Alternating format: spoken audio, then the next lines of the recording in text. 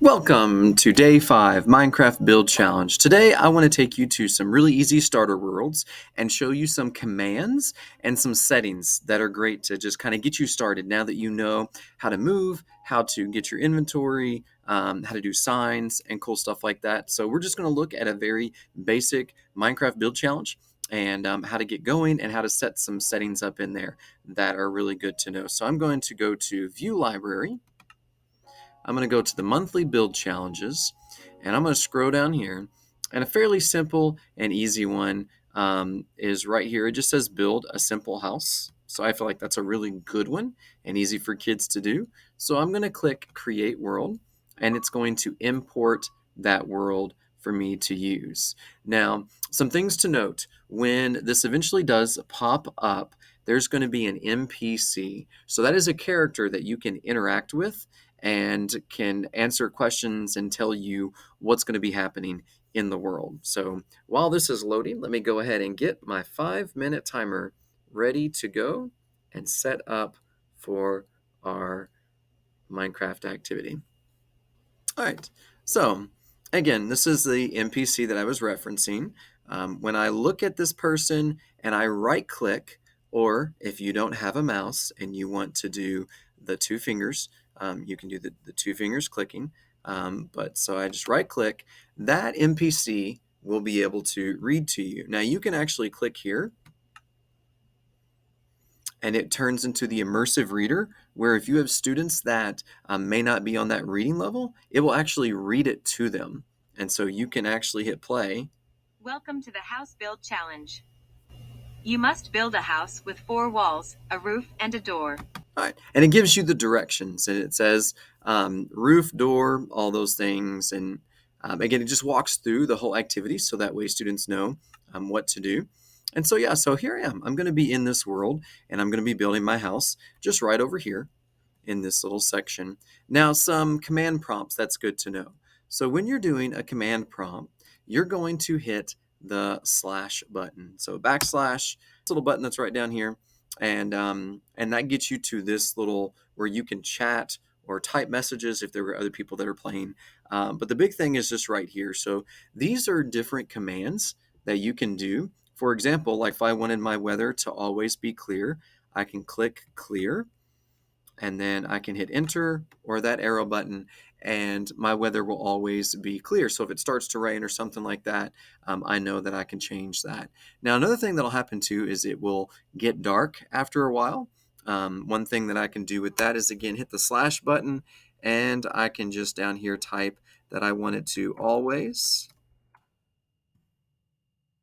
And then it gives me right here what command I would need to type in to hit. So if I hit always day, spell it out just like it needs to, and then again hit that enter button, my settings are now changed. It's never going to get night on me. It's always going to be day. Those are two things that will help kids out if they get started in the world and they forget to do their settings, or kiddos, if you're in your world, you forget to do your settings. Those are two easy commands that I like to use. Also, a lot of times students will accidentally spawn an agent. And when they spawn an agent, you have this little guy that's just in the way, and they really struggle with how to move him and what to do with him. And he does have a purpose with code building, but a lot of times with kids early on, he's just getting in the way. So if I want to remove him or remove animals or things like that, mobs as they're called, that will get in the way, again, I'm going to hit that slash. I'm going to type the word remove. And then it's going to give me, when I hit remove space, it's going to give me options of things that I can remove. And I can see that at the letter E is my entities. So that would be all the things that are there. And then at C is just my specific agent. So if I hit enter, that agent is gone. Finally, some settings that are really good. So if I go to my settings, this will give my settings to my world. So right now I'm in creative mode. When I downloaded this world, these were the settings that are already there. It's in creative mode. My personal game mode is going to be creative. I'm at peaceful. This is where you could have survival or adventure, some of the different game modes.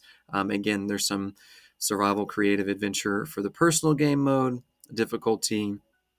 As you scroll down, there is a bunch of world options. You'll notice that most of them are turned off with this specific world. But again, if you were to download one of the biomes or something, these world options would need to be changed to where you might want to turn some of these things off. So again, there's the always day is off. Now I turned it on when I did that command. So now I don't have a daylight cycle. It's just always going to be daytime.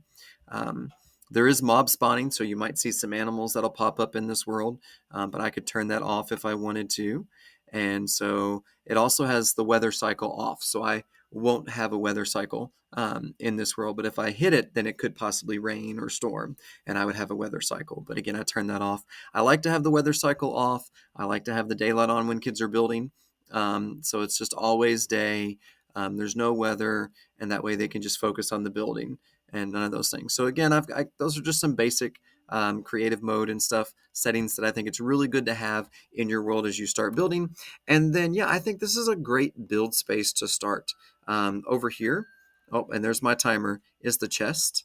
And if I open this chest here, it actually gives me some building materials that I can use if I wanted to use those building materials to get an idea of some things and not have to search for my door or what I'm going to use for my bricks. But so yeah, so those are just some basic commands that are really good to note, and also some basic settings as you're getting into your world. So have fun, build, try to make your house, and complete your first little challenge.